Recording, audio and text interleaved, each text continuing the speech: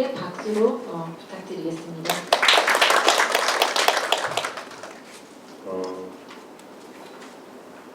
오늘 세 분 발제자 발제를 들었고 그 내용을 중심으로 해서 토론자분을 네 분 모셨습니다.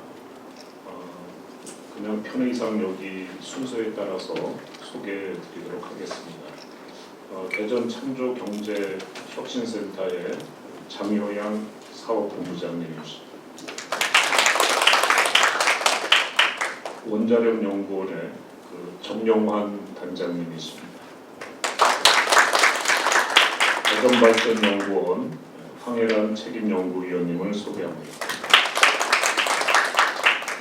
모건대학교 양대승 교수님 나오셨습니다. 저희에게 주어진 시간은 약 1시간인데 지금 5시까지는 일단 맞춰야 될 것 같습니다. 그래서 일단 저는 진행을 맡은 사람으로서 개인적인 소견은 추후에 좀 피력하기로 하고 우선 요 순서에 따라서 토론자들의 토론을 듣도록 하겠습니다. 대체로 이제 준비를 많이 해오셨을 것 같은데 시간을 고려하셔서 10분에서 한 15분 정도 사이에서 토론을 해주시고 토론을 다 마친 다음에 진행상 플로어에 계신 분들의 질의를 받은 다음에 다 종합해서 발제자들의 코멘트를 듣는 순서로 진행을 하겠습니다. 장효양 부부장님 토론을 부탁드립니다. 네, 위원장님께서 첫 번째 제 의견을 해주셔서 제가 먼저 하도록 하겠습니다. 저는 지금 대전 창조경제혁신센터의 사업본부장으로 일하고 있습니다. 저희는 지역 내의 스타트업 기업들을 육성하는 임무와 그다음에 지역에 있는 중소기업들의 성장을 지원하는 어떤 혁신의 업무, 그리고 최근 들어 지역 청년들의 인재 취업들의 취업을 지원해주는 고용 촉진에 관한 이 세 가지 임무를 가지고 진행하고 있습니다. 창조센터도 지금 저희 센터 같은 경우는 만든 지 한 2년, 만 2년이 지나서 나름대로 이제 전체 이 창조경제 사업을 리딩하는 또 담당들도 바뀌셨고 그래서 2.0이라는 창조경제 2.0이라는 주제를 가지고 이제 올해 준비해서 내년부터 이렇게 진행을 하고자 합니다. 제가 왜 이런 말씀을 먼저 이렇게 올리냐면 창조경제 2.0의 가장 큰 화두는 경쟁력 강화로 가야 될 것 같습니다. 결국 스타트업의 경쟁력 강화는 시장에서의 경쟁사보다 어떤 점이 우월한가를 찾아내야 된다고 지금 생각하고 있습니다. 그 분야의 첫 번째가 뭐냐면 결국은 기술과 제품, 서비스의 차별성과 그리고 고객의 니즈나 문제를 해결하는 쪽으로 좀 저희들이 집중해야 되지 않을까 생각하고 있습니다. 결국 그거는 지식 재산을 기반으로 하는 물론 창업도 이제 크게 우리가 나눠본다면 고도 기술 창업형과 생계형이라는 표현보다 이제 생활 밀착형 사업, 아이디어 중심의 그런 사업으로 나눠질 수 있겠지만 특히 이제 대전 창조경제혁신센터는 지역 인프라를 놓고 봤을 때 어떤 기술 기반의 창업에 저희들이 중점적으로 사업을 이끌고 나가야 될 거라고 생각을 하고 있고 결국은 저희들의 고객인 스타트업 기업들이 상당한 기술을 기반으로 사업을 진행하고 거기에 대한 많은 투자가 이루어질 것 같습니다. 그러나 이 지식 재산이 과연 얼마나 경쟁력이 있고 최근에 이렇게 글로벌 시대의 글로벌 마켓에서의 경쟁과 비교해 봤을 때는 어떤 가능성을 갖고 있는가를 점검하는 일은 굉장히 중요한 일 중에 하나라고 생각하고 있습니다. 그래서 저희 이제 센터에서 생각하고 있는 공공기술의 사업화의 확산 이런 쪽이 아마 내년 이후에 대전 창조경제혁신센터의 주된 임무가 될 것으로 판단되고 있습니다. 다만 이제 제가 커피 브레이크 타임에 다른 이제 발표하신 패널 분들과 대화를 나눠보니까 사실 다 하고 있는데 왜 잘 안 되고 있느냐. 그게 이제 현실인 것 같습니다. 그래서 과거 그 4메가 DRAM을 가지고 퀄컴이라는 회사가 전 세계 글로벌 마켓의 리더가 됐고 최근에는 지식 경영에 대한 그런 전 세계 글로벌 시장에 대해서 그 기업들에 대해서 경험과 그 지식을 전수하는 교육을 사회공헌 차원에서 지금 하고 있는 그런 상황이거든요. 물론 저희 센터와도 연계해서 대전 지역의 그 퀄컴의 기술, 지식재산 경영이라는 것을 갖다 수차에 걸쳐서 이제 강의하고 있는데 그런 그 부분에 대한 좀 디테일한 분석이 좀 필요한 시기라고 생각됩니다. 과거에는 대덕연구단지를 중심으로 한 국가 차원의 공공기술이 뭐 결론적으로는 전 세계 글로벌의 표준이 될 정도로 잘 진행되어 왔었는데 왜 지금은 그때보다 더 많은 연구 자원이 투하되고 있는데도 안 되고 있느냐. 몇 가지 이제 현상적인 저희들이 문제점들은 파악해내고 있지만 그런 그 부분에 대해서 좀 더 아주 그 솔직하고 그다음에 그 어떤 그런 결과 좀 왜 안 되는 이유의 결과 중심적으로 한번 다시 분석할 타임이 됐다. 그래서 아마 저희 센터 같은 경우는 연말까지 굉장히 그 집중적인 이 투입을 통해 가지고 그 부분을 다시 한번 좀 정리를 좀 해보려고 하고요.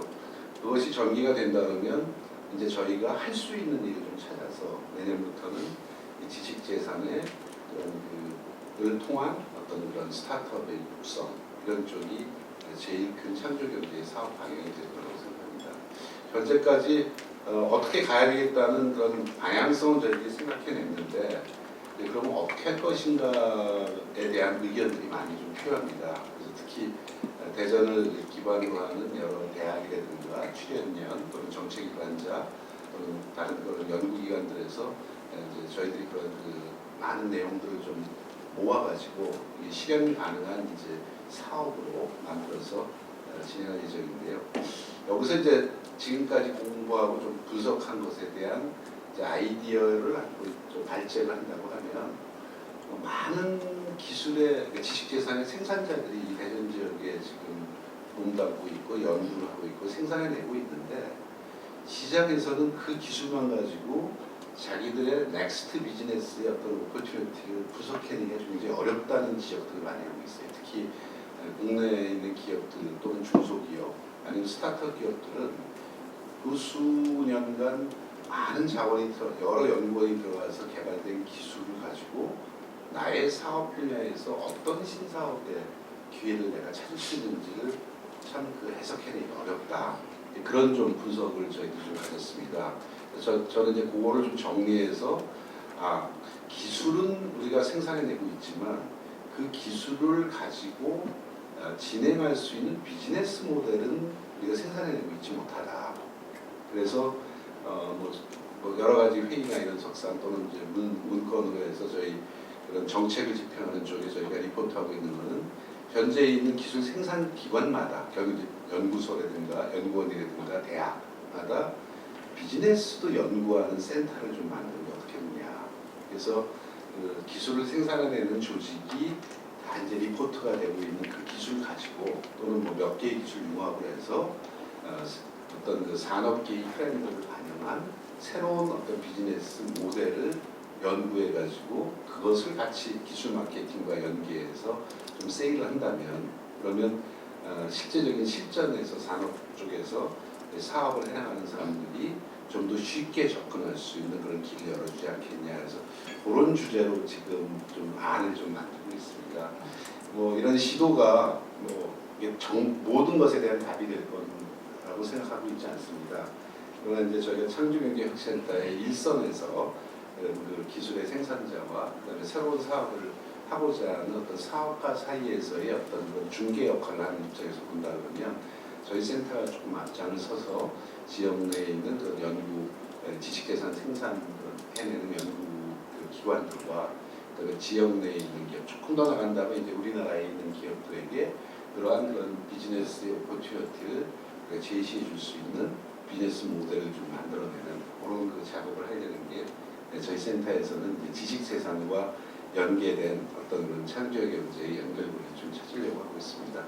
뭐 다양한 종류의 여러 가지 서비스를 지금 하고 있으나 결국은 저희들은 아까 그 교수님들께서 발표해 주신 자료에도 그 요소요소에 다 나와 있었지만 저희가 이렇게 창조 경제를 이렇게 퍼실리테이팅하는 그런 그 가장 큰 이유는 저희들 고객 기업인 스타트업이 준비돼서 창업되고 그리고 신속하게 성장하는, 그러니까 창업하고 성장만 지원하는 게 아니라 준비돼서 창업되고 그리고 또 빠르게 성장해서 경쟁력을 빨리 확보할 수 있는 그런 쪽에 해당되는 그런 일을 하는 데 가장 근간이 되는 것이 결국은 기술, 지식 재산을 베이스로 한 기술 창업이라고 생각하고 있고요.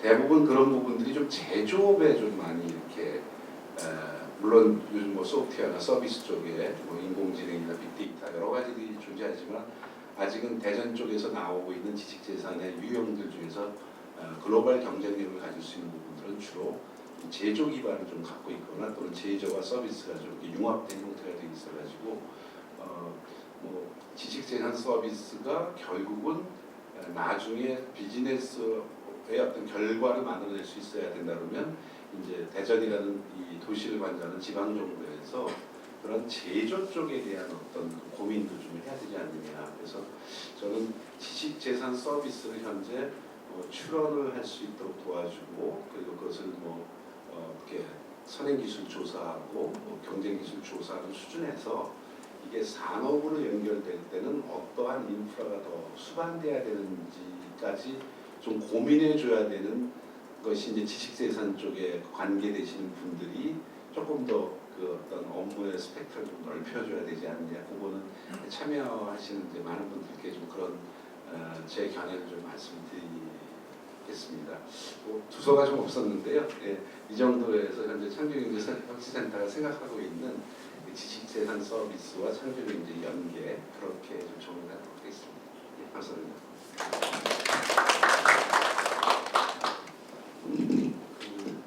정용환 단장님의 코멘트를 듣도록 하겠습니다. 네, 안녕하십니까. 앞에 그 주제 발표하신 분들 세 분 발표하신 잘 들었습니다. 많은 부분 저는 공감하는 바가 있습니다. 여기 제가 오니까요. 여기 오신 분들 명함을 주고받다 보니까 전부 법학 교수님, 지재권 관련되신 분들, 창조경제 하시는 분들 와 있는데 저는 지재권 전문가도 아니고요. 원자력연구소 연구원입니다. 그래서 과학기술자가 왜 여기 와 있나 생뚱맞지 않습니까? 그래서 의아하게 생각하실 수 있는데 저는 특허에 대해서 굉장히 인연이 많습니다. 일단 제가 특허 갖고 있는 게 219개입니다. 그 다음에 연구단지에서 전무후무하게 유럽 국제 특허 소송을 제가 해갖고요. 8년 동안 특허 소송을 한 경험이 있습니다. 그래서 특허에 대해서는 누구보다 관심이 많고 지재권의 중요성을 누구보다 잘 알고 있는 사람입니다. 그래서 제가 16년 동안 그 신기술을 개발했거든요. 신소재를 개발했는데 원자력 발전소 들어가니까 각국의 특허를 굉장히 많이 냈어요. 그래 유럽의 통합 특허를 마지막에 핵심 특허를 냈는데 이 원자력계에서 세계 최대의 회사인 프랑스의 아레바르사라는 데가 있어요. 우리 저기 스마트폰으로 하면 애플사 정도 되는 회사인데 거기서 제 특허 핵심 특허에 대해서 소송을 걸어왔어요. 그래서 제가 그거 1심에서 5년 동안 해갖고 제가 승소했고 2심에서 3년 걸려서 총 8년 동안 제가 특허 소송을 했습니다. 그래서 특허 소송을 한번 해보니까요. 이거는 뭐 연구하는 것보다 훨씬 어려워요. 특허 전쟁이 있더라고요. 그래서 요즘 그 특허에 대한 저는 이론적으로는 문외한입니다. 근데 경험상으로는요. 누구만큼 갖고 있습니다. 별리나 웬만한 변호사보다 제가 더 많이 갖고 있습니다. 경험상. 그래서 요즘은 변호사 변리사들 모임에 가서요. 특허 성공 사례 강의해달라고 불려다니고 있어요. 그래서 저는 그 소송 과정에서 있었던 경험을 바탕으로 제가 몇 가지 말씀드리겠습니다. 일단 아까 고영수 박사님이 지식재산 전략에 대해서 많이 해주셨는데 제가 느낀 거 한 가지만 말씀드리겠습니다. 저는 제가 하면서 느낀 게 이 중소기업의 지원 전략을 완전히 강화하지만 안 되겠다는 걸 저는 절실히 느꼈습니다. 왜냐하면 벤처나 중소기업 입장에서 보면 특허 출원, 등록, 소송으로 갈 때 기술적 시스템이 굉장히 부족합니다. 그래서 자체 변리사도 없어요. 그 다음에 자체 변호사도 없습니다. 저 같은 경우에도 제 기관에서 그 당시에 변호사도 없었고 변리사도 없었어요. 그래서 특허청을 찾아갔어요. 내가 유럽 특허 소송을 당했는데 어떻게 해야 되냐. 근데 도움을 안 줘요. 아무것도 도움을 주는 게 없어요. 제도적으로나 경제적으로 도움을 하나도 못 받았어요. 그래서 서울에 있는 노펌을 찾아갔어요. 노펌을 찾아갔더니 별로 도움을 또 못 받았어요. 돈만 내고 했어요. 그래서 그런 그 어려움을 저는 직접 경험한 바가 있습니다. 그래서 지금도 많이 보면은 이런 어려움을 겪었을 때 우리나라 공익변리사 제도가 있다고는 저 들었어요. 근데 여러 가지 그 현실화가 못 되고 있다 하는 얘기를 들었기 때문에 이런 거를 좀 강화를 해야 되지 않겠느냐. 정부나 지자체에서 이런 그 중소기업, 벤처기업에 대한 특허 출원부터 소송까지 도와주는 시스템이 절실히 필요하다는 걸 느꼈고요. 이 비용 문제도 만만하지 않습니다. 저 같은 경우에 출연연구소에서 감당하기 어려운 국제소송 같은 경우에는 감당하기 어려운 만큼 비용이 발생합니다. 그러다 보니까 변리사나 변호사를 못 쓰고 가능한 한 발명자들이 다 대응을 할 수밖에 없었어요. 돈을 아끼려니까. 굉장히 어려움이 있었는데 만약에 중소기업이 그렇게 당한다면 중소기업이 글로벌 기업한테 당한다면 제가 이렇게 느낀 거는 꼼짝없이 당할 수밖에 없구나 하는 것이 저는 느꼈습니다. 그래서 이런 아무리 중소기업에서 벤처기업에서 세계 1등 기술을 개발하더라도 글로벌 기업들이 맘먹고 소송을 하면 이거는 당할 수밖에 없는 것이 특허 소송 구조구나 하는 것을 제가 느꼈습니다. 그래서 우리 기술 보호 그 대응 정책이 굉장히 좀 잘 돼야 되지 않겠느냐 하는 상황입니다. 국내 소송 통계를 보더라도요, 중소기업이 대기업 상대에서 침해 소송에서 승소율이 10%입니다. 그다음 대기업이 중소기업 승소율은 40% 수준이에요. 이거는 중소기업이 기술이 약해서가 아니라 대응 시스템이 부족하기 때문에 하는 거거든요. 그래서 저는 모든 것은 중소기업에 집중된 걸 해야 되겠다는 제 생각이고요. 그다음에 우리나라 중소기업도요, 이제 벤처기업도 국내 1등 기술 개발하는, 국내 1등 기술만 개발하는 게 아니라 세계 1등 기술 개발하고 있습니다. 그러면 세계 1등 기술 개발할 때 앞으로 국제 특허 소송은 점차 증가하고 있는 추세거든요. 국제 소송 승소율이 우리나라 24%뿐이 안 됩니다. 대기업, 중소기업 다 해서. 중소기업은 10%도 안 돼요. 승소율이. 그래서 이런 승소율이 그만큼 낮은 것은 기술적인 문제가 아니라 나는 제도적인 그 문제점이라고 생각을 하기 때문에 그걸 좀 강화를 할 필요성이 있다 하는 거고, 또 중소기업에 대한 그 지재권의 중요성을 인식시키는 게 굉장히 중요하다. 기술 개발에만 올인하는 게 아니라 그 지재권 확보라든가 지재권을 보호할 수 있는 전략, 이거를 갖다가 교육을 통해서 계속 강화를 해야 되겠다 하는 것이 제 생각입니다. 저도 제가 16년 동안 한 가지 연구를 했는데요. 기술 개발하는데 16년 걸렸어요. 90년도 초에 제가 처음에 시작할 때 그때 연구원들이고 주변에 특허에 대한 인식이 없었습니다. 특허를 왜 내야 되지? 그거 아무 인식이 없었던 시대였었어요. 그렇지만 저는 그때 생각한 게 뭐냐면은 분명히 우리가 개발한 기술이 세계 1등 기술이 되면은 국제 특허를 확보하지 못하면은 이거는 무용지물이라는 게 제가 그때 생각했던 겁니다. 그래서 저 나름대로 특허 맵도 그리고 특허 전략을 세우고 시작하기 전에, 개발 시작하기 전에 그것부터 했던 경험이 있습니다. 그게 10년 넘어서 딱 적중했거든요. 왜냐하면은 10년 넘어서 세계 1등 기업이 내 기술에 대해서 특허 소송을 해와서 제가 그걸 방어를 할 수 있었으니까요. 그래서 그런 미래 그 특허 전략에 대한 인식 제고 교육이 굉장히 중요하다는 걸 저는 한번 느꼈고요. 그 다음에 아까 윤성국 박사님 특허 허브 도시가 관련돼서 말씀하셨는데, 윤성국 박사님 아주 준비를 잘 해주셨고 구체적인 그 안까지 아주 발표를 잘 해주셔서 잘 이해할 수 있었습니다. 그런데 제가 이제 그 EU 유럽은 그렇잖아요. 특허청이 각국에 있지만 EU 특허청이 통합 관리하고 있지 않습니까? 이게 미넨에 있는데 제가 한 경우에는 미넨에서 1심, 2심이 모두 거기서 이루어졌어요. 그래갖고 제가 미넨을 굉장히 본의아니게 게 많이 갔습니다. 그래서 가보니 1심 끝나고 2심 할 때도 그 같은 비슷한 장소에서 건물만 쓰는 데서 하더라고요. 그랬더니 그래서 거기 완전히 집중화되어 있더라고요. 그래서 집중화되어 있어갖고 참 효율적으로 운영되는 거를 저는 느꼈고, 우리나라는 좀 아까 15년도에 관할법인이 그래도 그게 법이 통과돼서 조금 집중화됐다는다 하는데도 불구하고 나는 이유에 비해서 굉장히 복잡한 것 같아요. 아직은 무효소송은 특허 심판원에서 하고 그다음에 특허법원 갔다 대법원 가고 침해소송은 지방법원 갔다 특허법원 갔다 대법원 가고 이유 특허 소송을 보니까 대법원이 없습니다. 2심에서 그냥 힘내요. 그래서 신속성, 전문성을 가지고 있다는 거죠. 그 다음에 거기 하나 내가 특이하게 생각하니까 아까 임성욱 박사님도 기술 판사 제도를 얘기했는데 갔더니 3심이에요. 주심이 있고 하나는 법률 판사고 하나는 기술 판사더라고요. 그래서 물어보니까 그래서 독일에는 기술 판사 제도가 있습니다. 그래서 전문성을 굉장히 강화하는 걸 제가 느꼈습니다. 그래서 특허 허브 도시 관련돼서 미넨도 세계적인 과학도시고 대전도 과학도시고 미넨도 교통의 중심지고 대전도 교통의 중심지고 여러 가지 장점을 많이 갖고 있기 때문에 미넨이 EU 특허 허브 도시까지 올 때까지 노력, 지금 그 역할을 잘하는 것 같다가 배치마킹 잘해서 대전이 아시아의 허브 국가로다가 발돋움할 수 있는 일이 있었으면 하는 게 제 생각입니다. 아까 보니까 임성욱 박사님 발표하실 때 보니까 막스 프랑크 지식재산연구소가 중심이 돼서 그렇게 했다고 그렇게 발표하시대요. 그러면 지식재산연구원이 그러니까 서울에 있더라고요. 빨리 대전으로 오는 게 좋을 것 같다는 생각이고요.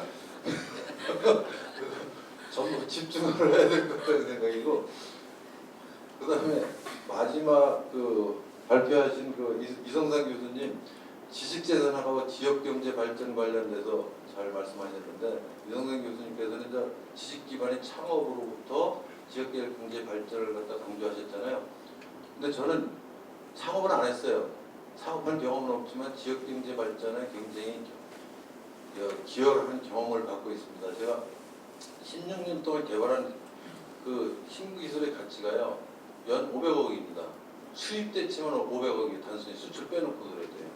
그래서 이거 10년만 써도 한 5천억 가치가 됩니다. 만약에 제가 기술 개발을 오랫동안 했는데 지세권에서 무너졌다면 이 수천억은 아마 그냥 사라질 가치라는 걸 절실히 느꼈습니다. 그래서 제가 지식 재산의 중요성, 그러니까 이거 특허 소송에서 이걸 이겼기 때문에 이걸 보호할 수가 있었고, 그 다음에 이 기술을 다행히 대전에 있는 기업체에서 기술 이전했습니다. 그래서 기술 이전하면 기술료 받지 않습니까? 기술료도 많이 받았어요. 그래서 제가 100억 기술료를 받았습니다. 그것도 일시불로 현찰로. 그래서 이 지식재산이 지역경제뿐이 아니라 가정경제에도 굉장히 영향을 미쳤습니다. 그래서 가정경제에 엄청난 영향을 미친 걸 제가 몸소 체험한 사람입니다. 그래서 이 지식재산의 중요성, 경제적인 효과 저는 다 경험을 한 사람으로서 이 지재권 보호와 이 국가적인 차원에서 지자체 차원에서 점차 강화되고 기업하는 사람들, 연구하는 사람들이 모두 나서서 지재권 보호 정책이라든가 활용 정책에 대해서 같이 노력을 하면은 해야 되겠다는 게 제 경험으로부터 나온 생각입니다. 예. 제가 이제 여기 왜 왔는지 이해하시겠죠? 이상 마치겠습니다. 감사드립니다. 그 경험이 풍부하셔서 좋은 말씀을 해주신 것 같습니다. 사실은 이제 벤처나 중소기업의 경우는 기술도 개발하고 생산도 하고 자금도 조달하고 판로도 개척하고 이러면서 이게 소송에 이제 대비해서 이게 준비를 한다거나 이런 인적 물적 시간적인 여유가 없는 상황이고, 그래서 사실은 이제 작년에 여기 그 충남 당진이던가요, 그 김동완 의원이 발의해서 특히 이제 대기업으로부터 중소기업 기술 탈취 문제에 대해서 이제 제재하는 법을 하나 만들기는 했습니다.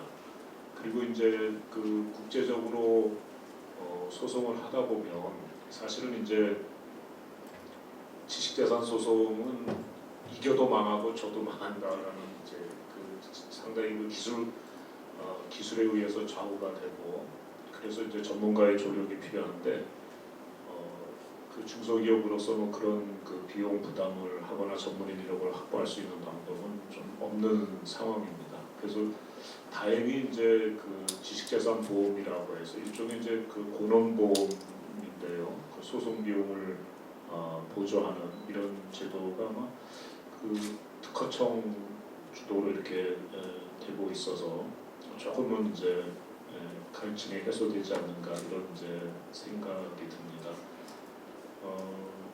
그래서 아무튼 이제 조금 더 나아질 것이라고 이렇게 이제 생각이 들고요. 이어서 그 황혜란 책임연구위원님의 코멘트를 듣도록 하겠습니다. 예, 소개받은 대전발전연구원 황혜란입니다. 저는 이제 대전의 입장에서 조금 오늘 나온 얘기도 있고 또 나오지 않은 얘기도 있어서 약간 보완하는 측면에서 말씀을 드리겠습니다. 아까 이성상 교수님 이제 분석에도 나왔지만 대전은 일반적으로 굉장히 과학도시 그리고 이제 연구개발 집약도가 높은 도시로 이제 알려져 있습니다. 그래서 아까 이제 데이터에서도 보신 바와 같이 굉장히 혁신 자원의 집약도가 굉장히 높은 도시고요.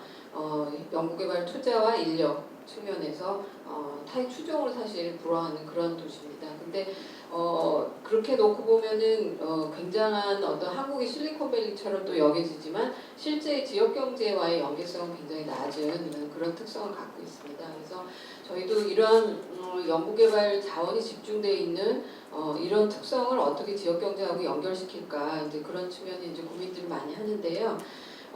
그 지적재산이라는 게 사실 이제 굉장히 중요한 고리가 저는 이제 될 수 있다고 생각을 합니다. 그런 측면에서 이 대덕에서의 어떤 그 산출되는 아웃풋을 어떻게 지역 경제로 연결시킬까 하는 거를 지적재산하고 연계시켜서 저는 두 가지 포인트를 좀 말씀을 드리고자 합니다. 그 첫 번째는 아까 이제 이성상 교수님 발표에도 이제 하셨지만 그 지식재산 기반의 창업이나 혹은 사업화죠. 그 지식재산 기반의 창업이나 사업화는 아까 이제 정단장님 우리 말씀해 주셨는데 원천 기술을 기반으로 한 그런 사업화가 있을 수 있고요. 이제 창업은 안 하셨지만 기술 이전 하셨기 때문에 그런 어떻게 표현하면 이제 무거운 사업화입니다. 이거는 그러니까 원천 기술을 기반으로 한 그런 무거운 사업화라고 볼 수가 있고 또 한 가지는 그 IP만 가지고 사고팔고를 한다든가 아니면 이제 IP가 그 실제 그 사업화가 될 수 있도록 그 중간 단계를 지원하는 그런 그 연구개발 지원 서비스들이 있을 수 있을 겁니다. 그리고 또 이제 마지막으로 한 가지는 요즘에 이제 쉬운 창업이라고 해서 그 스마트폰의 그 어플리케이션이나 이런 작은 그 아이디어만 갖고 창업할 수 있는 그런 이제 가벼운 창업들, 그 쉬운 창업이라고 얘기할 때는데 이제 그런 것들이 전부 사실은 IP와 이제 관련된 그런 것들인데요. 저희가 지금 이제 그 대전이 연구개발 특구로 2004년도에 이제 지정이 됐습니다. 근데 지금 12년 정도 됐는데 저희가 조금 그 문제로 지금 생각하고 있는 그런 점들은 2010년 이후에 이제 여러 군데로 연구개발 특구가 확산이 됩니다. 그래서 지금은 이제 특구가 5개나 이제 지정이 됐기 때문에 굉장히 우리 자체가 이제 연구개발 특구로서의 어떤 독자성 아니면 이제 그 고유성 같은 것들이 약간 훼손되는 그런 시점에 있습니다. 그래서 이런 우리가 이제 IP를 기반으로 한 사업화를 잘할 수 있고 또 한편으로는 그 연구개발 특구로서의 어떤 고유한 모델을 우리가 가져가야 되겠다 이런 그 문제의식 하에서 지금 그 고민을 지역에서 하고 있는 것 중에 하나가 그 IP 자체를 사업화하는데 필요한 서비스들을 이 대덕 연구개발 특구에서 그 사업화 모델로 한번 가져가 보자. 그러니까 특구의 고유 모델로 한번 가져가 보자 하는 그런 논의들이 좀 나오고 있습니다. 그래서 그런 측면에서 지금 아까 그 발표에서도 나왔지만 이 IP 자체를 사업화시키는 데는 물론 여러 가지 단계가 있습니다만 IP 자체가 이제 많이 나와야 되겠죠. 근데 우리 지역 같은 경우는 이제 이미 이제 정부 출연 연구기관이나 이제 그 대학들에서도 활발하게 이 IP 창출 기능을 하고 있고요.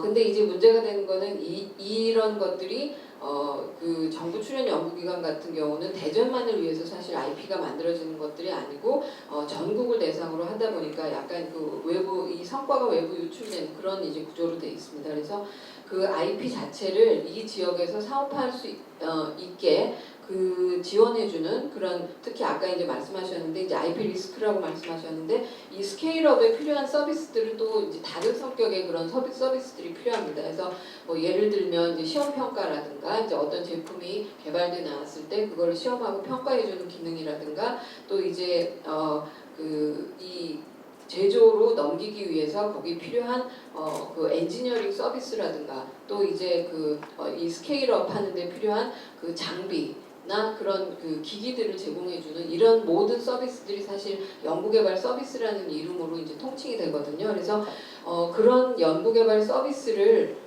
이 지역에서 좀 육성시키는 것이 이 IP를 그 사업화로 연결시키는데 좀 중요한 고리가 될 거라고 이제 생각을 하고요. 이제 지금 이제 말씀드린 부분은 아까 첫 번째 말씀드린 그러니까 그 기초 원천 기술 기반의 무거운 사업화에 해당되는 그런 얘기라고 이제 보시면 되고요. 그 다음에 이제 두 번째는 아까 이제 우리 장효양 본부장님께서도 내년에 이제 공공기술 사업화에 초점을 맞춰서 좀 그 센터를 운영해 보려는 생각을 하고 계셨다고 이제 말씀을 하셨는데 저는 이 지금 굉장히 오랜 기간 동안 이 대덕의 모델에 대해서 이제 고민을 하다 보니까요.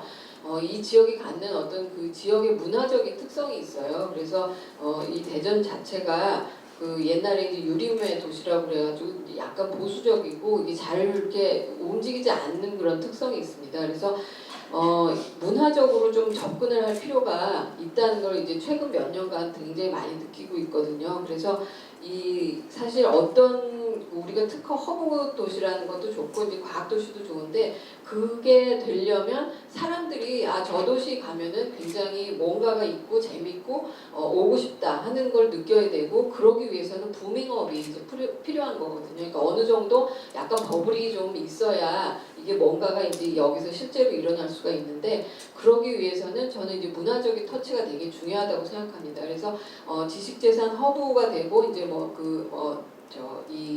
관련된 기관들도 많이 있고 그렇지만 지금은 굉장히 제도적으로 좀 하드한 기관들만 있잖아요. 뭐 특허 법원이라든가 뭐 특허청이라든가 이렇게 좀 무겁고 공공적인 그런 것들이 있는데 좀 이게 약간 밸런스가 좀 있어야 될 것 같아요. 그래서 물론 하드한 그런 그 IP를 사업화시키는 것도 중요하지만 약간 부밍업 해주려면은 이 그 아이디어에 기반한 그 쉬운 그런 창업 혹은 이제 그런 활동들 지식재산 그 창출 활동들이 저는 좀 그 부밍업 하는데 좀 도움이 되리라고 생각합니다. 그래서 창조경제혁신센터에서도 지금 그런 뭐 테크샵이나 또 이제 이런 그 실제 3D 프린팅이라든가 이런 거를 활용해서 그 사람들이 이제 가볍게 이제 물건들을 만들어 보고 하는 그런 그 메이커 무브먼트를 좀 지원하는 활동들을 하고 계신데요. 이제 거기뿐만 아니라 이제 여러 군데 그런 유사한 그런 것들이 많이 생기고 있는데요. 이제 이런 것들을 활용해서 좀 이 지역에서 이제 크라우드 펀딩이라든가 이제 이런 것들을 곁들여서 좀 젊은이들이 아이디어만 가지고 좀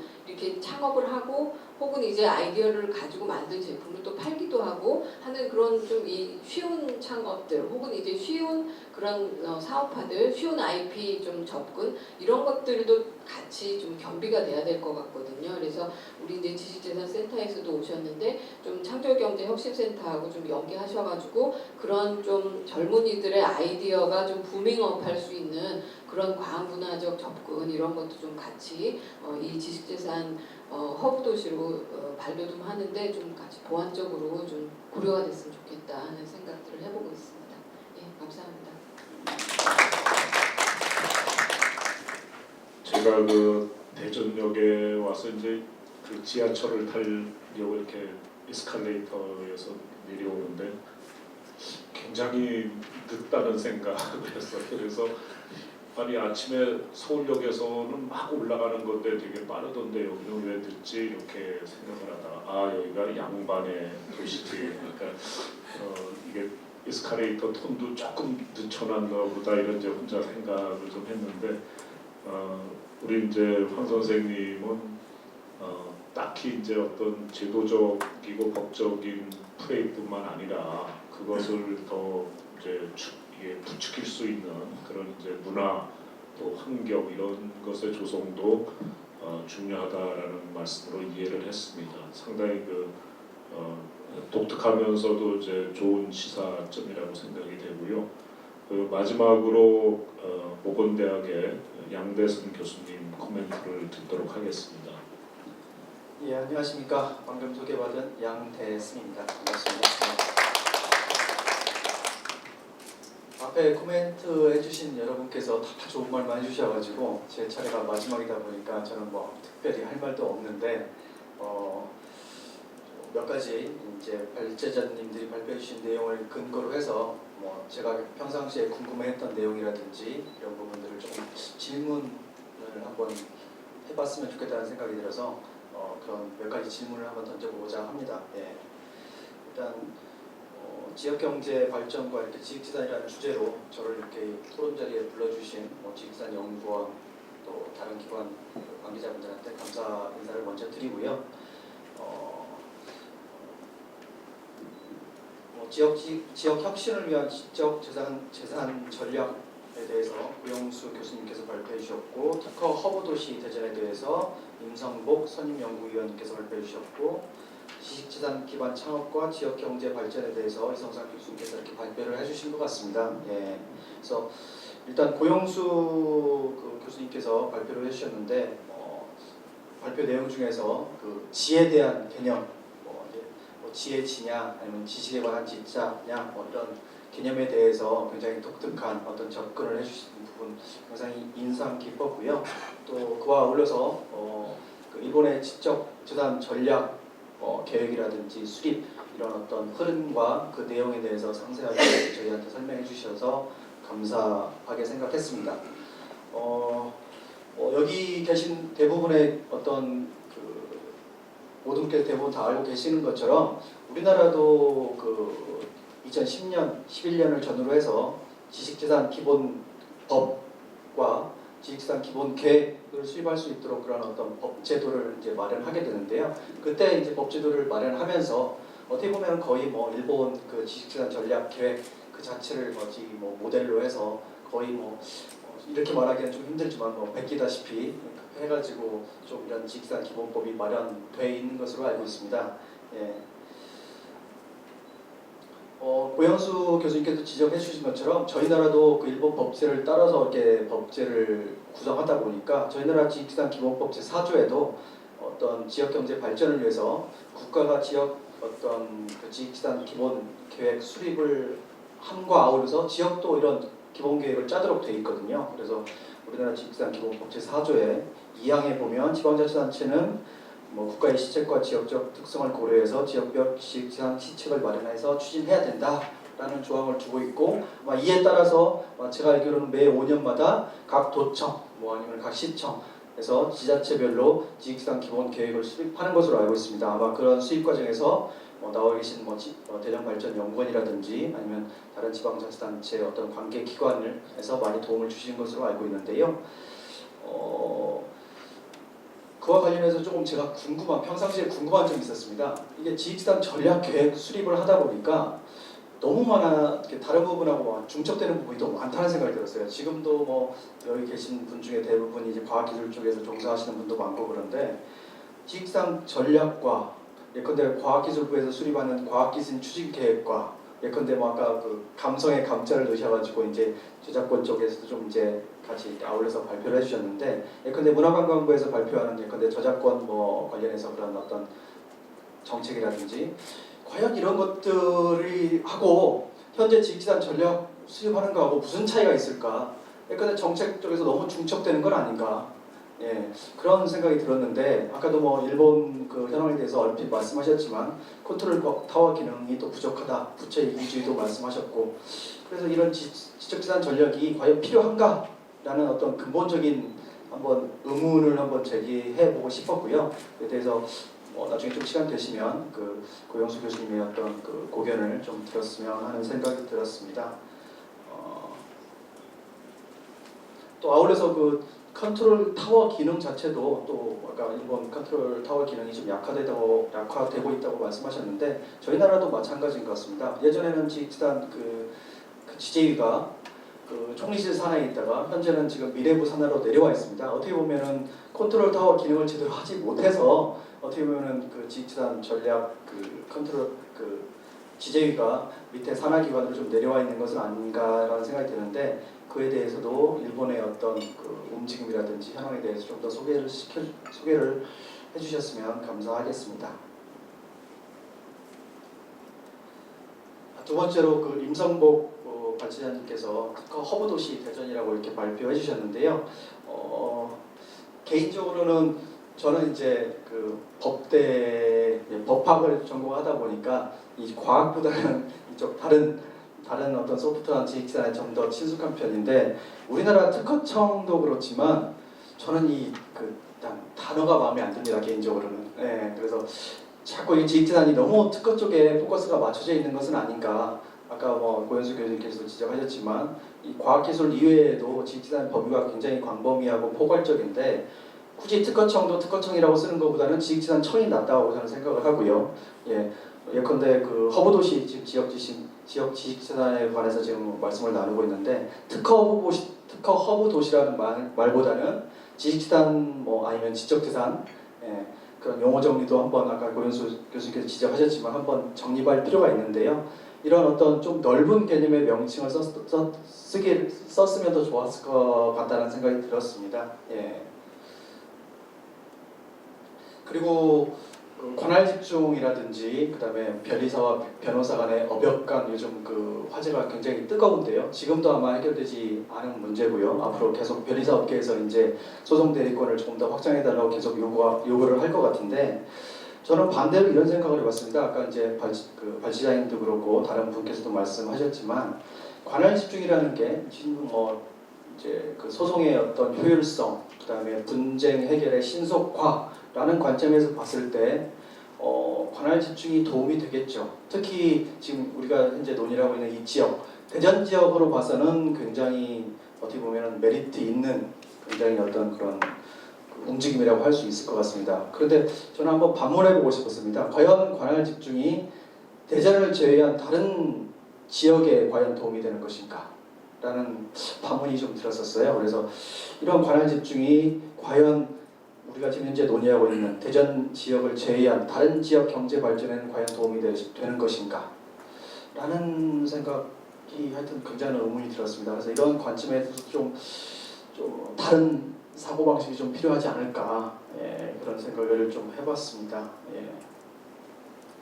그리고 아까 조금 그 임성국 발제자님께서 발표 내용 중에 이제 그 교육과 관련해서 현재 대전 지역에 소재한 그런 대학들 중에서 주로 이제 충남대 법무대학원이라든지 카이스트 대학에 초점을 맞춰서 이렇게 좀 발표를 해주셨는데 저는 이제 모건대학교 현재 재직 중이니까요. 아까 이선상 교수께서 발표하기 앞서 조금 먼저 말씀해 주셨지만 현재 저희 모건대학교도 기술 마케팅학과에서 현재 지식산학과로 현재 학과 명칭을 개편해서 지식산학 분야에 대해서 좀 더 많은 노력을 좀 기울이고 있는데 충남 지역에 그 충남대 또 카이스트 이외에 많은 대학들이 있으니까 조금 더 그 다른 지역 대학에 대해서 좀 관심을 좀 기울이셨으면 좋겠다라는 생각이 좀 들었습니다. 그래서 그런 부분에 좀 저희 모건대학교도 좀 그 PT에 좀 넣어주셨으면 좀 좋았겠다라는 생각을 한번 해봤었습니다.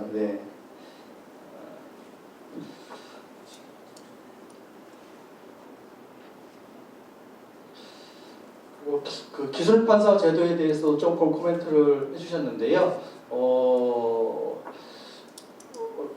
어떤 그 판사들의 어떤 전문성 강화를 위해서 어떤 기술 분야에 어떤 전문적 지식을 갖춘 그런 판사가 있어야 된다라는 부분에 대해서 저도 공감을 합니다. 그리고 그런 어떤 노력의 일환으로 현재 뭐 대한변협이라든지 아니면은 그런 법무부를 중심으로 해서 많은 그런 어떤 그 기술을 가진 어떤 그런 어떤 법조 인력을 확보하기 위해서 많이 노력을 하고 있는데요. 꼭 기술 판사뿐만 아니라 그럼 다른 분야, 예컨대 뭐 디자인이라든지 뭐 실용 신화이라든지 뭐 나아가서는 상표 분야에 대한 어떤 전문 그런 판사제도는 필요 없느냐? 라는 관점에 비춰봤을 때는 또 다른 어떤 형평성의 논란도 될 것 같습니다. 그래서 뭐 차제 기술 판사 제도를 도입한다는 어떤 기술 쪽에 특화된 어떤 그런 판사 제도보다는 저는 좀 더 광범위한 지식재단 분야 전문 판사 제도를 두는 게 더 낫지 않느냐라는 한번 생각을 해봤습니다. 예.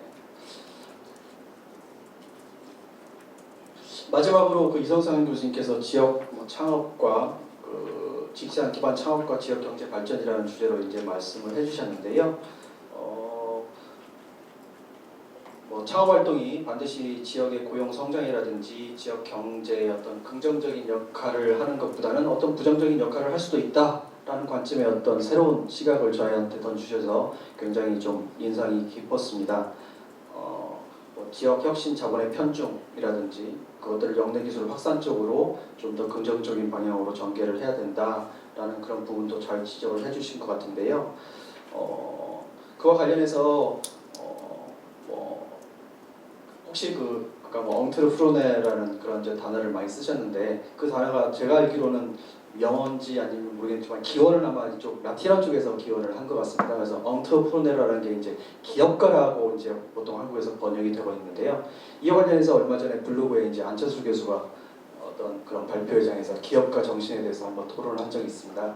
과연 엉트르프로네라는 거를 기업가라고 이제 번역을 하고 있는데 현재 그 번역되는 한자에 대해서 굉장히 한번 지적을 한 적이 있습니다. 그래서 과연 우리나라에서 말하는 기업가 정신이라는 게 아까 뭐 이런 창업이 광전 그 어떤 지역의 고용 성장이라든지 경제 발전에 굉장히 효과를 주느냐 뭐 이런 말씀을 하셨는데 이 교수님께서 이 기업가라는 말이 우리나라에서는 어떻게 보면 흔히 비즈니스맨이라고 이렇게 번역되기도 하는데요. 이 여기서 말하는 이 어떤 창업가 내지는 어떤 기업가, 지역의 혁신을 일으키는 기업가는 그 비즈니스맨이 아니라 어떤 혁신을 리더하는 어떤 그런 기업가가 되어야 된다. 그런 의미에서 봤을 때 아까 교수님께서 말씀하신 어떤 이 창업이라는 게 단순히 어떤 생계형 창업이 아니라 지식재단 기반으로 한 지식재단을 기반으로 한 어떤 창업이 되어야 된다라는 것과 조금 이렇게 어떤 맥을 같이 한다고 이렇게 저는 생각을 했었습니다. 그와 관련해서 어떤 그 창업의 성공적인 요인으로서 또 하나 지적할 수 있는 게 이제 금융 시스템인데요. 창업이라는 게 뭐 누구나 다 할 수 있고 또 그렇긴 하지만 굉장히 성공하기는 힘들지 않습니까? 그 성공의 어떤 지렛대 역할을 하는 게 보통 금융 쪽인데요. 이 또 그 창업과 관련해서 지금 앞에서 말씀 많이 해주셨지만 그 정부에서 뭐 적극적인 어떤 지원이 필요하다라고 이제 많이들 생각할 수 있지만 반면에 정부에서 무조건 민다고 해서 창업이 성공적이라고 저는 생각을 하진 않습니다. 그 정부에서 미는 기업도 충분히 도산될 수도 있고요. 또 실패할 수도 있다고 생각하는데 그런 점에서 봤을 때는 어떻게 보면은 그 우리나라 사회가 아니면 다른 사회가 좀 어떤 아까 뭐 IP 리스크라는 말씀하셨는데 IP 리스크를 저는 반대로 좀 다른 각도에서 해석을 했었는데 조금 실패에 대해서 관용적인 사회가 됐으면 좋겠다. 혁신이라는 게 결국 창업도 그렇고 혁신이라는 게 어떤 한 번에 해서 성공하는 기업도 없고요. 한 번에 뭐 해서 잘 되는 사람도 없습니다. 대부분 어떤 실패 과정을 통해서 결국은 성공에 이르게 되는데 그 과연 실패를 얼마만큼 우리 사회가 아니면 우리 지역 사회가 좀 떠안고 갈 수 있는 그런 어떤 부분은 없지 않느냐 그런 부분이 좀 있어야 될 거라는 생각을 해봤는데 그런 부분에 대해서 좀 지역사회에서 좀 더 어떤 금융 쪽이라든지 아니면 이런 어떤 지자체라든지 이런 부분에서 좀 더 창업 지원 프로그램에 그런 부분을 좀 더 강화시켜주면 어떨까라는 한번 생각을 해봤습니다.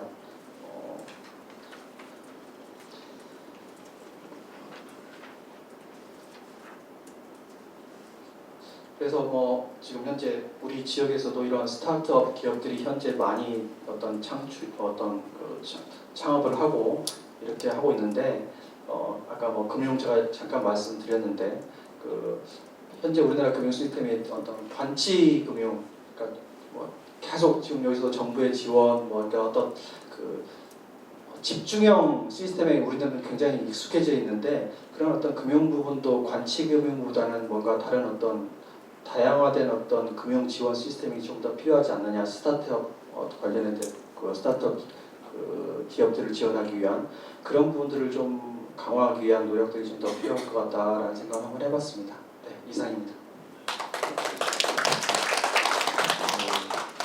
양 교수님 준비해온 페이퍼를 보니까 분량이 너무 많아서 제가 긴장을 했는데 잘 좀 요약해 주셔서 감사를 드립니다.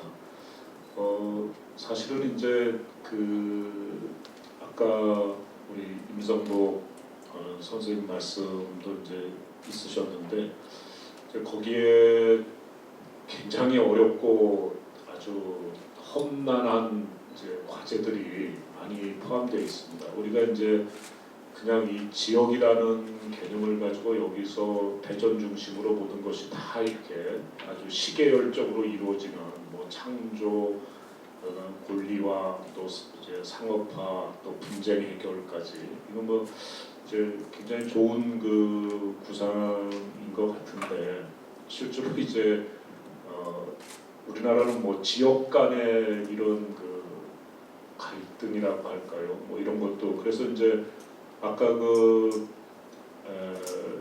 벤처 특구법도 원래 처음에는 그 대덕 연구 단지 등에 관한 특별조치법인가요? 하여튼 뭐 그렇게 출발을 했다가 다른 시도에서 왜 대전만 그 법률명에 무슨 대전이 들어가냐 뭐 이런 것도 많이 작용을 했고 또 이제 연구기관이라든가 이런 것들이 이제 분산되다 보니까 일단 법령 개정도 되고 뭐 이런 이제 배경도 있는 것 같고 그래서 이제 지금 뭐 사실 충남 대전 쪽이 굉장히 뭐 정책적으로는 하여튼 많은 혜택을 받고 있다고 또 다른 도에서는 생각할 수 있기 때문에 그런 것들은 이제 또 정치 역학 관계에서 좀 극복해야 될 과제가 아닌가 이렇게 생각이 됩니다.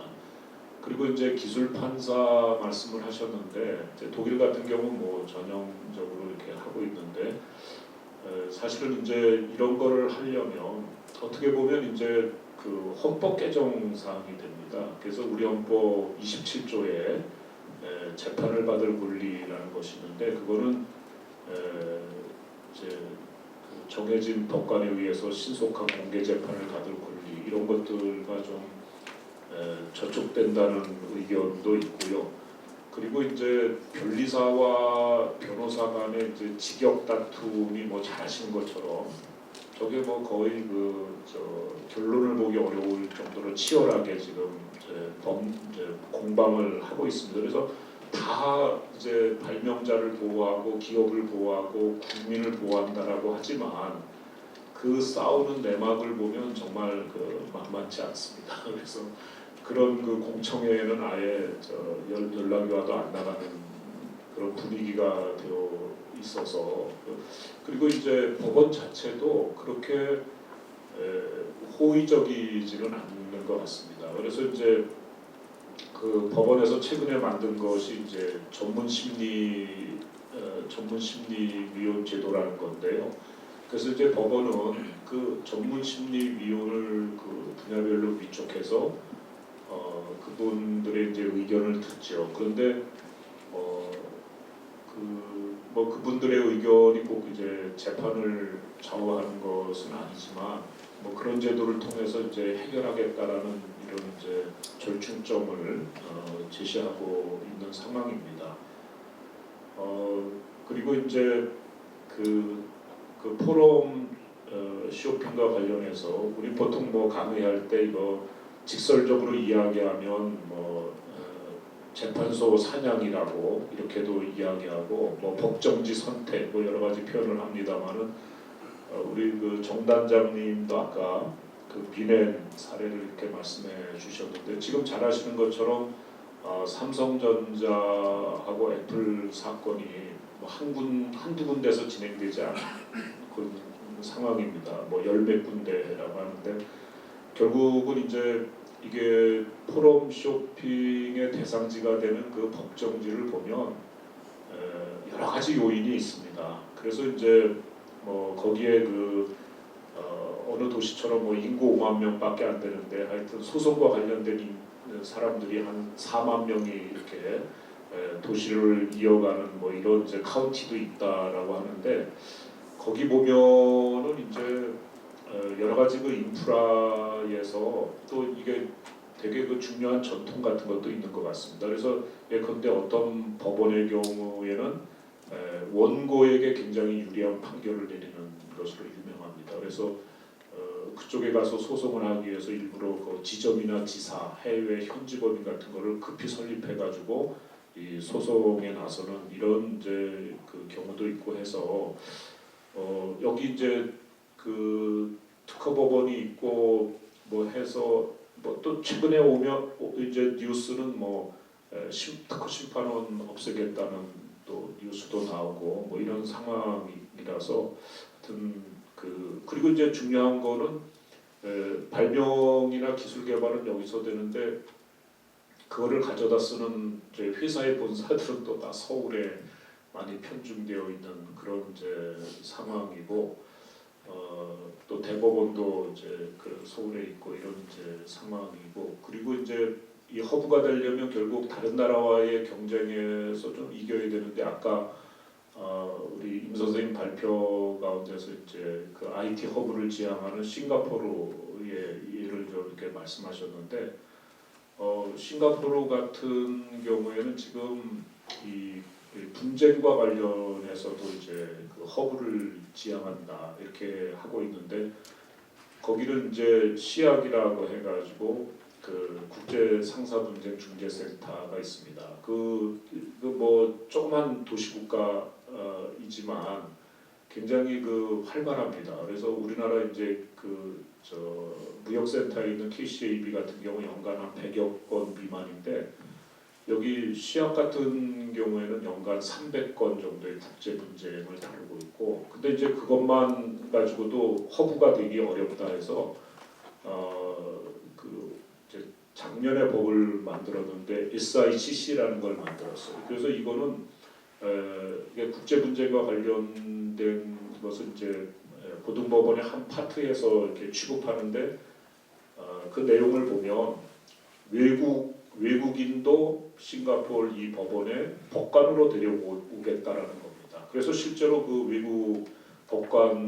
외국의 그 법률가를 이 법원에 법관으로 초빙을 해서 이미 그 재판을 진행하고 있고 이거는 우리나라 사법부에서 이런 얘기를 했다가는 거의 뭐 금치산자라는 소리를 근데 아무튼 이제 작은 도시지만 이제 집중력이 있고 리더십이 있고 그다음에 이제 또 다인종 국가라서 어떻게 보면 이제 이 약간 뭐 이해관계 같은 것이 좀 크게 상충되지 않아서 그런지 굉장히 신속하게 정책을 추진하고 있습니다. 그래서 또 이제 아까 우리 임 선생님이 쓰셨지만 뭐 영어도 잘하지 않습니까? 그죠? 그리고 법 자체도 이제 영미법계 국가고 그래서 사실은 이제 대전에 물리적으로 어떤 분쟁 해결을 위한 뭐 건물을 짓고 그 담당자들을 데리고 하는 그런 이상으로 여러 가지 이제 우리가 해결해야 될 그 소프트웨어들이 많다라는 이런 이제 생각을 하게 됩니다.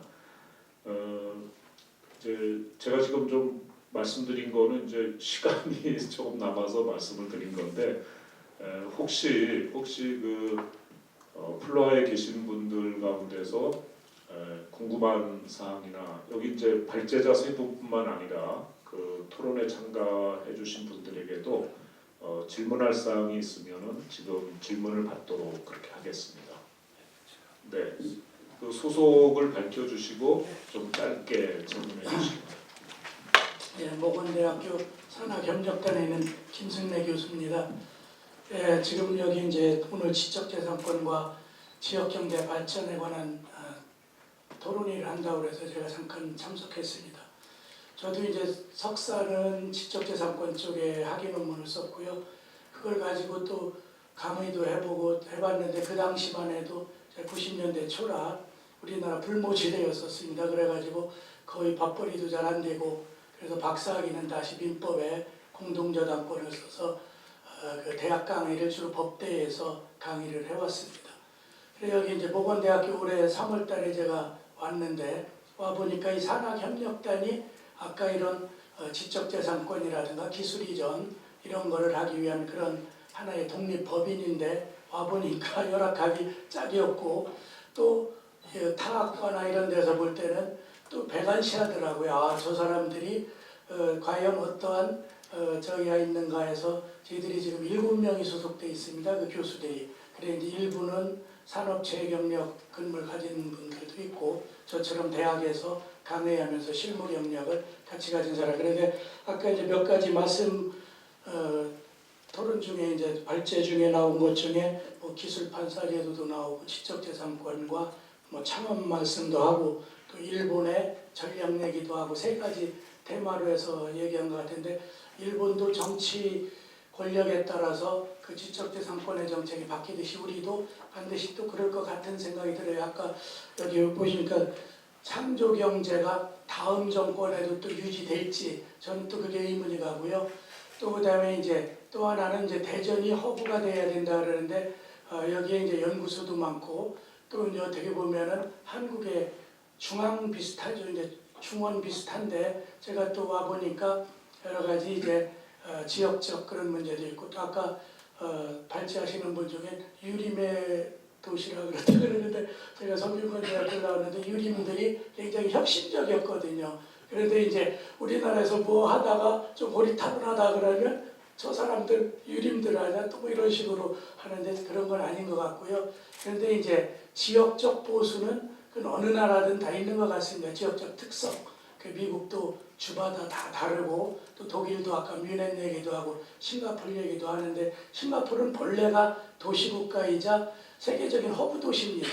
그래 우리나라가 지금 한진해운이 엄청 큰 물류대란에서 이제 휩싸이듯이 국제적인 물류의 한 80%는 싱가포르에서 이루어진다 그래. 그게 이제 아마 아시아의 관문이기도 하고 또 유럽을 연결하는 그래서 거기가 이제 도시 자체, 국가가 자체는 작지만 그런 어떤 특성을 갖고 있는 그래 대전도 그런 허브 역할을 하려면 싱가포르의 그런 역할을 할 수 있는 그런 도시 특성을 가져야 될 것 같고요.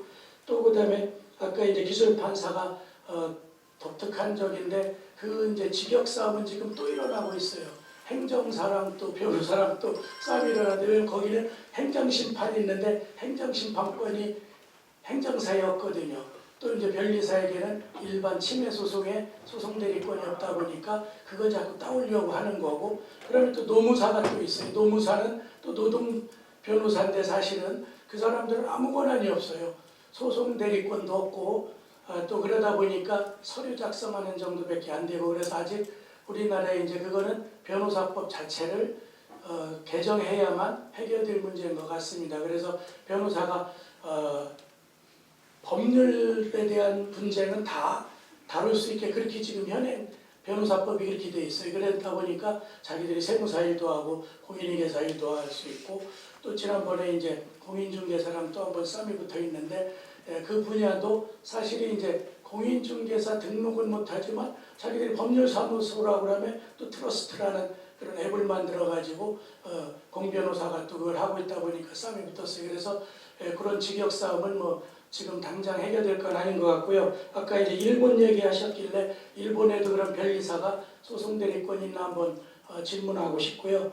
또 하나는 이제 기술판사 제도는 우리도 이제 법학전문대학원 쪽으로 가고 있으니까 조만간에 이제 그 법학전문대학원의 구성원은 지금 다양해요. 의사도 있고 약사도 있고 또 그다음에 엔지니어들도 있고 그래서 그런 부분은 이제 좀 해결될 것 같아요. 그래서 그런 부분이 있고 또 하나 이제 아까 이성상 교수님이 이제 창업과 관련해서 기술 지식재산 기반의 창업 이렇게 연계시켜서 창업을 해야 된다는데 사실 우리나라 창업의 성공률이 한 3% 정도밖에 안 되거든요. 그런데 그게 이제 이 교수님 지적대로 어떤 자기의 독특한 기술이 있는 게 아니라 나와서 우리나라에 이제 직업을 한번 가졌다가 전환하기가 상당히 까다롭게 돼 있기 때문에 거의 뭐 직장을 한번 그만두면 다시 재취업하기 어려우니까 대부분 이제 단순 식당업이라든가 큰 기술을 기반으로 하지 않는 그런 작업을 주도하죠. 그런데 요즘 이제 아까 또 그 대전발전연구원에서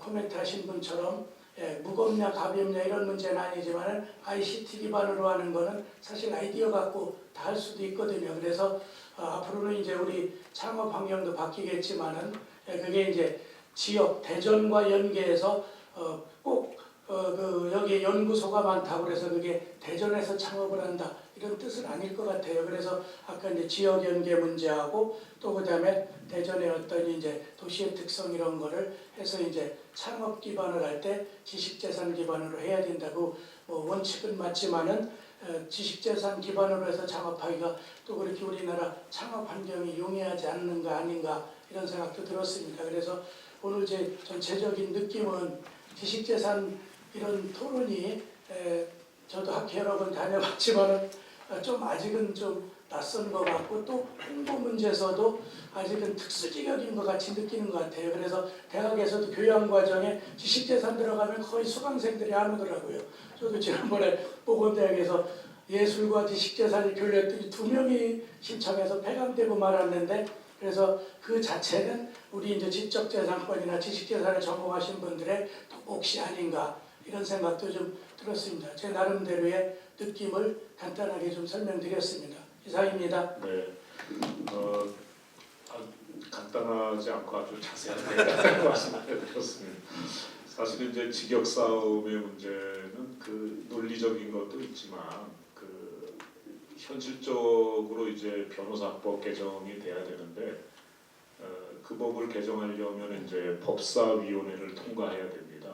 그런데 그 법사위원회 뭐 90% 이상은 한때는 여기 대전 출신이던가요 이상민 위원장이 계실 때 그분만 빼고는 다 변호사였던 시절도 있습니다. 그래서 그분들이 이제 국회의원 떨어지면 또 변호사 개업을 해야 되는 분들이라 이게 친정으로 돌아가야 될 거를 생각해서 이 변호사 이 권리 범위를 이거 축소하는 거에는 굉장히 그 냉정하다는 겁니다. 그래서 이제 좀 현실적인 그런 벽도 또 있는 것 같고요. 그 다음에 이제 산학협력단의 문제점 말씀하셨는데 아까 그 코멘트하신 것과 좀 연결이 되는데 이번에 이제 교육부에서 그 산학연 협력 및 산업교육진흥에 관한 법률 개정안을 해서 이제 그 마무리 단계에 있습니다. 그래서 거기에는 이제 꼭 그 특허기술뿐만 아니라 산학협력단이 저작권이라든가 이 다양한 기술을 가지고 사업화를 추진하고 대학 기술 지주에서도 만들 수 있게 이렇게 이제 개정안이 지금 발의가 마무리 지금 제가 어제도 그것 때문에 이제 그 발표를 했는데 그래서 뭐 그런 거로 좀 돌파구를 좀 찾으려고 한다는 말씀을 좀 드리고 싶고요. 혹시 플로아에서 그래도 내가 한마디는 하고 가야 되겠다라는 분이 계시면 네, 한 분만 모시겠습니다.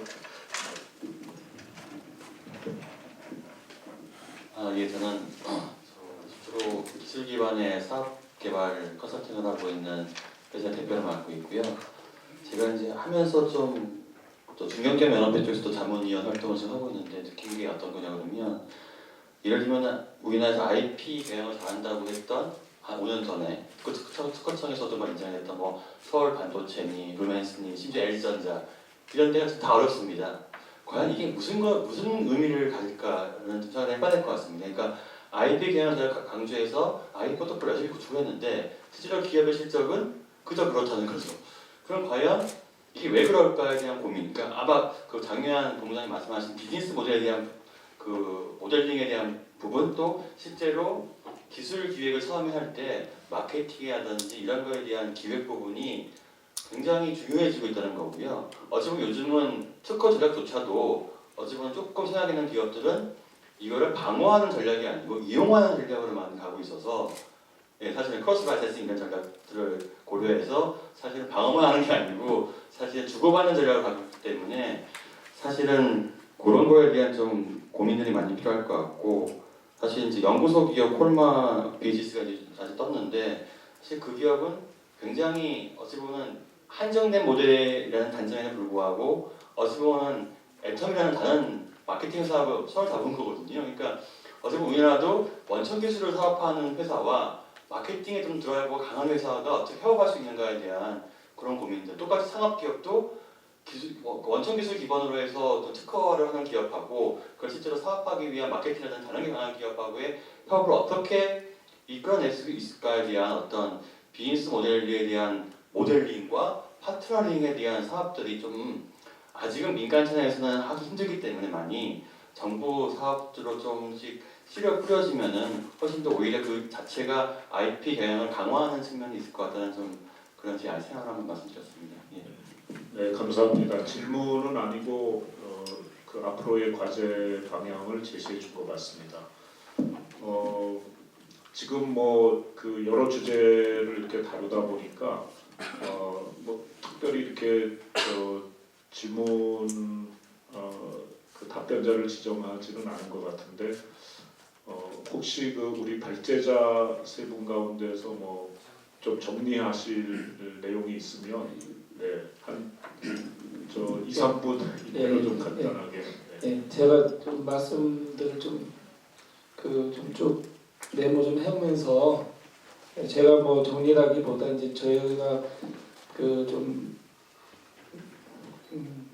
판단이라기보다도 또 좀 하여튼 도움받을 수 있는 그런 좀 의견 주셨던 부분들을 좀 말씀을 드리도록 하겠습니다.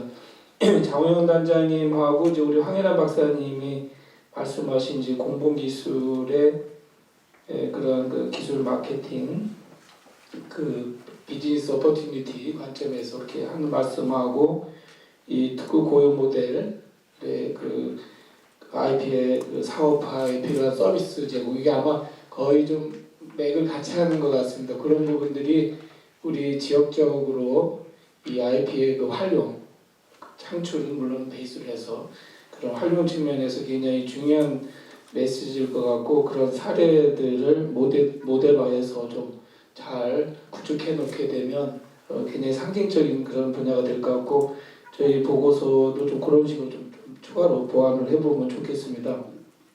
정영환 단장님이 그 말씀해주신 그 지역의 그 중소벤처기업들을 대상으로 해서 좀 굉장히 좀 취약한데요.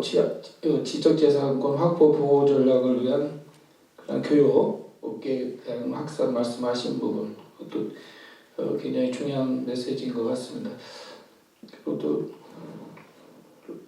한국지식재산연구원 대책 이전 이렇게 좀 잘 동의해 주셔서 감사하고요.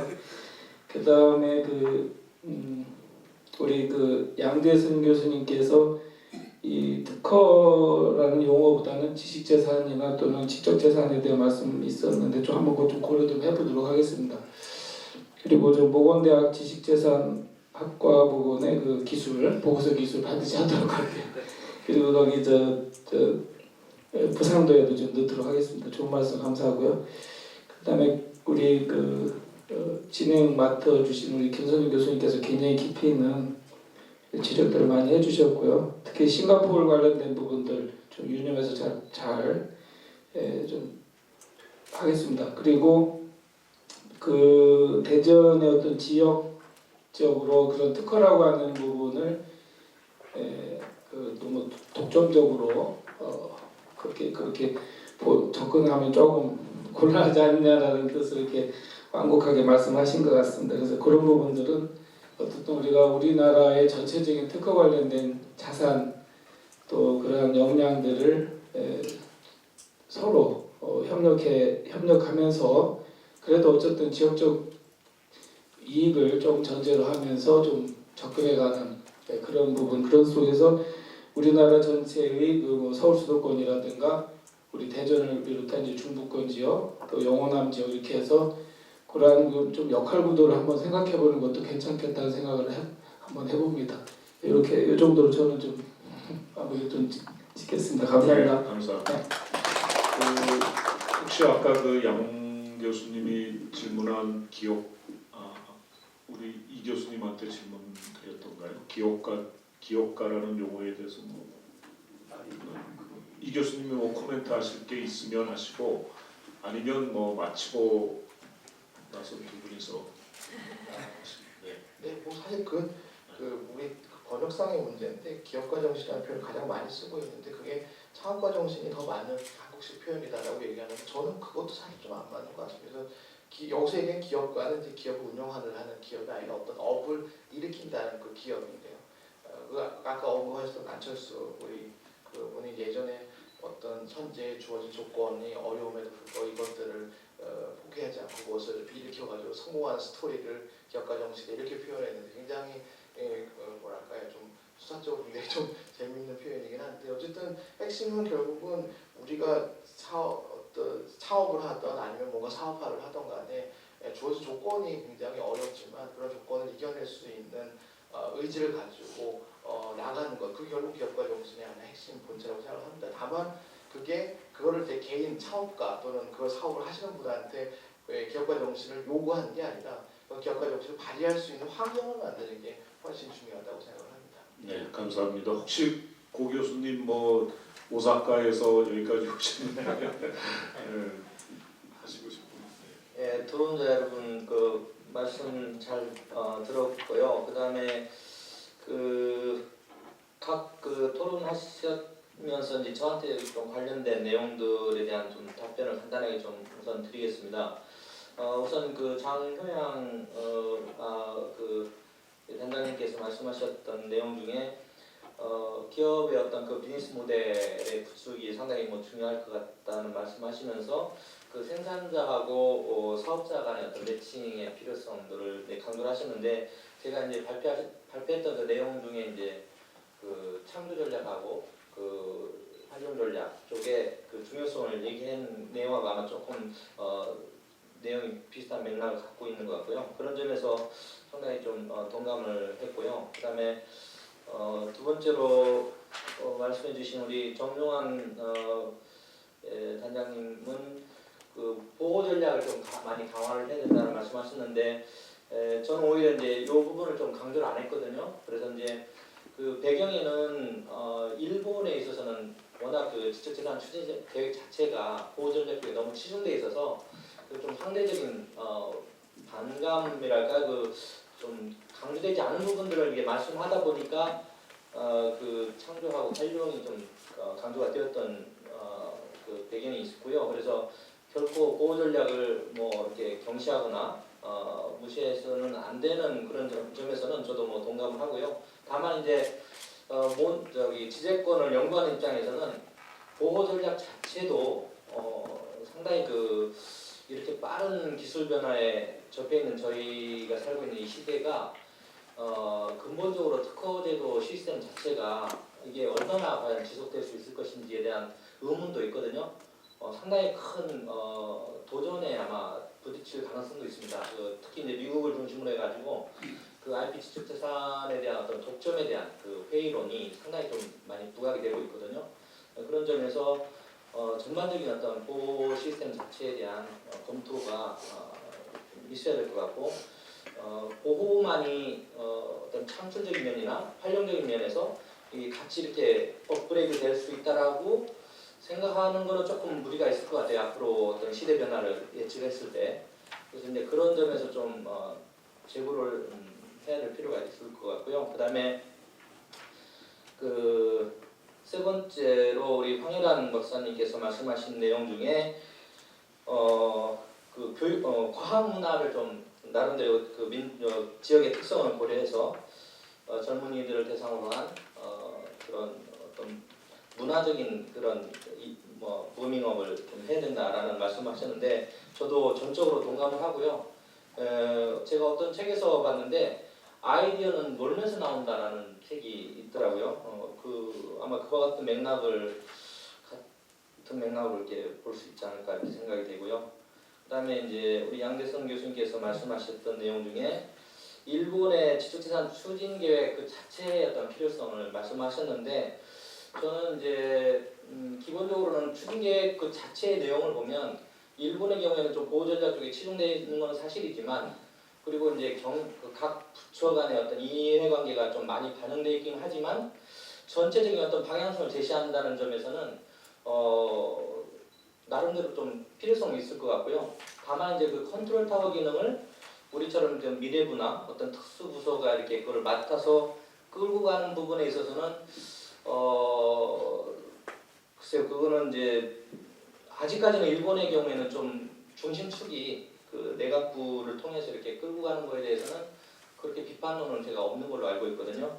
그런 점에서 이제 우리나라하고 좀 다른 상황이 있는 것 같고, 그 다음에 창출 보호 활용 부분에 있어서 좀 부처 간에 좀 이해관계가 있는 부서가 경제산업성하고 문부과학성, 이 두 부서가 좀 굉장히 좀 뭐랄까 연계가 좀 필요한 부분인데, 그 부분에 있어서 조금 이렇게 연계가 좀 안 되는 그런 좀 느낌을 제가 좀 많이 받습니다. 그래서 아마 컨트롤 타워 기능을 만약 한다 그러면 아무래도 그 창조 전략 쪽에 좀 저기 강조를 둔다 그러면 문부과학성 쪽에서 이렇게 드라이브를 해나가는 게 좋을 것 같은데, 또 한편으로 이제 활용적인 면에서 보면 경제산업성이 좀 나름대로 그 관할하는 내용들이 많아서 그게 좀 역할 분담이 좀 상당히 좀 어려울 것 같고요. 그래서 이제 아마 그런 점에서 봐서도 이제 중앙정부, 그러니까 이제 내각부를 통한 어떤 지휘 체계가 나름대로 좀 맞을 수 있다라는 그런 생각이 들고요. 그다음에 이제 플로어 쪽에서 질문하셨던 내용 중에 일본 변리사의 어떤 소송 대리권 문제를 언급하셨는데, 현재 일본의 변리사는 변리사 시험을 합격한 것만으로는 단독으로 소송 대리를 할 수 없고요. 변호사와 공동으로 할 때만 소송에 참가할 수 있습니다. 그리고 이제 그런 경우라도 변리사가 시험을 통과한 그 자체로 자격이 부여되는 게 아니고 별도의 연수를 받아서 그 자격을 부여받아야만 공동 소송 대리가 가능한 걸로 이렇게 알고 있습니다.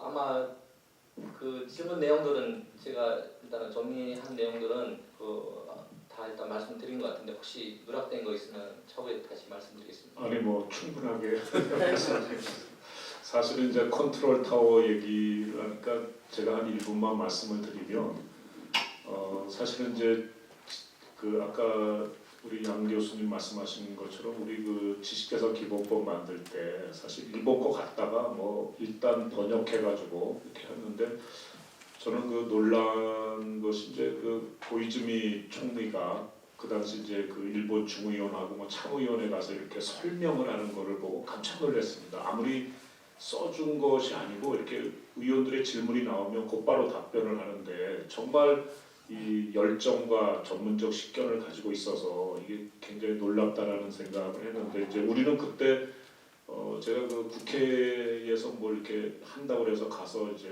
그 한번 발표를 한 적이 있는데, 이 지식재산위원장을 무슨 급으로 할 거냐를 가지고 거기에 그 포커싱이 돼가지고 이제 막 그 논쟁이 일어나고 이거 벌써 틀렸다라고 이렇게 생각이 들어요. 그래서 이제 뭐 총리급으로 하느냐, 뭐 장관급으로 하느냐. 그래서 이제 처음에 출발할 때는 그 위원들도 무슨 차관급이다라고 그러고, 또 거기에 뭐 30몇 살짜리가 어떻게 이런 논쟁을 하다가 지금 사실은 엔진이 좀 식어버리고 약간 동력을 잃은 것이 아니냐. 그래서 지금은 뭐 위원회가 있고 또 밑에 또 서브 커미티를 또 만들고 막 이렇게 하지만은 거의 그 처음에 시작했던 입법 의도는 많이 상실된 것이 아닌가라고 생각이 돼서 좀 안타깝습니다. 아무튼 그 오늘 제한된 시간에 중요한 주제들을 특히 우리 대전에 와서 이렇게 발제를 해주신 그 세 분 발제자님, 그리고 토론에 참석해주신 그 네 분의 그 지정 토론자, 그리고 플로아에서 끝까지 진지하게 경청해주신 또 참여자 여러분들께 감사를 드립니다. 가을이 깊어지고 있고 또 이 정말 저는 그렇게 생각을 합니다. 저는 뭐 대전과 특별히 인연이 없는 사람이지만은 뭐 우리가 좁은 나라에서 뭐 대전이다 어디다라는 거를 떠나서 대전이 발전하면 국가가 발전하는 것이고, 그것이 전체적으로 뭐 좀 거창하게 말하면 인류 공룡에 기여하는 것이다라고 생각이 돼서 뭐 어디 지역적인 그 주도권 다툼 이전에 정말 그 우리가 합리적인 결정을 해나가는 그런 절차가 필요하다고 생각이 되고, 오늘 이 토론회가 약간 그 우리가 우려했던 발언도 좀 나왔습니다. 지식재산연구원을 옮겨야 되느냐라고 하는데 글쎄요. 그래서 하여튼 그건 뭐 그건 좀 안 될 것 같은데. 농담이고요. 하여튼 참여해 주신 데 대해서 감사를 드리고 부디 이제 더 완성된 그런 페이퍼가 제시가 돼서 공감대가 확산되고 뭐 누구나 다 그런 방향을 지향할 수 있도록 이렇게 되었으면 합니다. 그래서 오늘 그 토론회가 모든 문제들에 대한 결론을 뭐 정확하게 제시한 것은 아니라고 할지라도 일단 이런 문제를 가지고 우리가 지금 우리 그 지식재산연구학술대가 처음으로 지방에서 개최가 되었습니다. 그래서 이런 것들이 이제 또 뜻있는 진전이라고 생각이 되고 아무튼 돌아가시는 길 편하게 돌아가시기를 바라겠습니다. 그러면 마이크를 우리 이 선생님 됐습니까? 네. 자 감사합니다. 네.